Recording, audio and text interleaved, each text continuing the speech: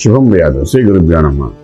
మీనరాశి వారికి 12వ క్షేత్రంలో అంటే వ్యయంలోని రాహు వచ్చి ఉండడము, అలాగే రాశిలో శనీశ్వరుడు ఉండడము, ఈ రెండింటి యొక్క ప్రభావం వల్ల అనుకోని ఎక్స్పెండిచర్, అనవసరమైన ఎక్స్పెన్సెస్ ఎక్కువ అయ్యే అవకాశం కనబడుతుంది.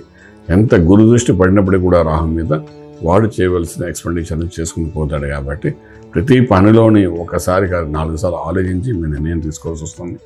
ఒకసారి ఉద్యోగం చేస్తూ ఉద్యోగంలో ఇక్కడ అక్కడ మార్చడం, స్థల మార్పు, స్థాన మార్పులు చేయడం, అలాగే అన్వాంటెడ్ ఎక్స్పెన్సెస్ చేయడం, ట్రాన్స్పోర్ట్కి ఖర్చులు అనుకోండి, లేకపోతే మీరు ఏం చేసినా అందులో ఒక 10 రూపాయలు ఎక్కువ ఖర్చు పెడితేనే కానీ ఫలితం రాకుండా అంటే రెగ్యులర్ దానికంటే ఇటువంటి పనులన్నీ రాహు 12 ఉన్నాడు చేస్తాడు. కాబట్టి అలాగే నెత్తిమి శనీశ్వరుడు కూడా ఉన్నాడు. కాబట్టి డెఫినెట్గా కొంచెం మానసికంగా స్ట్రెస్ కూడా ఇచ్చే అవకాశం ఉంటుంది. వీటన్నిటిని దాటి ముందుకు వెళ్ళడానికి నిత్యం మీరు చేయవలసిన పని అంటే గణపతి ఆరాధన చేయండి. మార్గంలోనే తేడా రాకుండా సరైన మార్గంలో వెళ్ళడానికి అవకాశం ఉంటుంది. ఆ మార్గంలో మీకు అప్స్ అండ్ డౌన్స్ వచ్చినా కూడా మార్గం కరెక్ట్ కాబట్టి గమ్యం ఈజీగా చేరుకోగలుగుతారు. రాజమార్గంలో రాజ్యం పొందగలుగుతారు. శుభం వ్యాధం.